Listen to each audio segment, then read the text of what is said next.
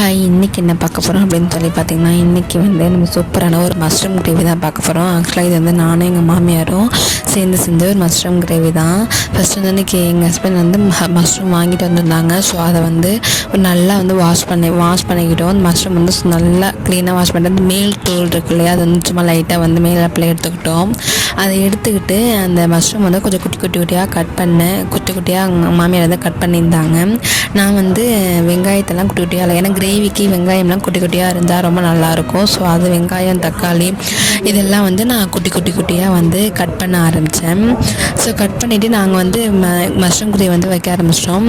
First கடையில் எண்ணெயை ஊற்றி, நம்ம எண்ணெயும் ஊற்றிக்கலாம் நெய்யும் ஊற்றிக்கலாம். ஃபஸ்ட்டு கடையில் எண்ணெயை ஊற்றி கொஞ்சமாக இந்த பட்டை, சோம்பு, லவங்கம் இதெல்லாம் வந்து கொஞ்சம் போட்டு நல்லா மிக்ஸ் பண்ணிக்கணும். கொஞ்சம் இதானோடனே வெங்காயத்தை குட்டி குட்டியாக கட் பண்ணி வச்ச வெங்காயத்தையும் தக்காளியையும் போட்டு நல்லா வந்து வதக்கி எடுத்துக்கணும். ஸோ அதையும் வதக்கிக்கிட்டு நல்லா அதை வதக்கணும். வதக்கக்குள்ளே வேணால் கொஞ்சம் உப்பு போட்டுக்கலாம். உப்பு போட்டு நல்லா அதை வதக்கி எடுத்துக்கிட்டு கொஞ்சம் வந்து இந்த மசாலா ஐட்டங்கள்லாம் வந்து கொஞ்சம் போட்டுக்கணும். ஸோ நாங்கள் தனியாக வந்து கொஞ்சம் மிக்சியில் அரைச்சி வச்சோம். என்னென்னு பார்த்திங்கன்னா, கொஞ்சமாக இந்த பட்டை மிளகா இருக்குல்லையா, அந்த பட்டை மிளகா, தேங்காய், கொஞ்சமாக குட்டி குட்டியாக கொஞ்சம் சின்ன வெங்காயம், இது எல்லாமே ஒன்றா சேர்த்து வந்து நான் கொஞ்சம் வந்து எடுத்து அரைச்சி வச்சுக்கிட்டேன். அதை அரைச்சி வச்சுக்கிட்டு ஸோ அரைச்சி ரெடி பண்ணிவிட்டேன். மசாலா மாதிரி அதை ரெடி பண்ணி வச்சுட்டேன். இந்த பக்கம் வந்து பார்த்திங்கன்னா, இந்த மசாலா ஐட்டங்கள், மஞ்சள் தூள் எல்லாமே கொஞ்சம் போட்டு நல்லா வதக்கி கிண்டி விட்டுக்கணும்.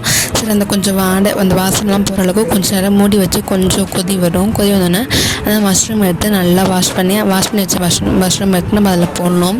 ஸோ அதில் போனால் மஷ்ரூம் வந்து கொஞ்சம் சீக்கிரமாக வெந்துடும். ஸோ அதனால் ரொம்ப நம்ம வந்து வைக்க தேவையில்லை, கொஞ்சம் நார்மலாக வச்சா போதும். அதை வந்து கொஞ்சம் வச்சுக்கிட்டு பார்த்திங்கன்னா கடைசியில் அப்படியே எண்ணெய் பிரிஞ்சு வந்து நல்லா வெந்து நல்லா ரெடியாக இருக்கும்.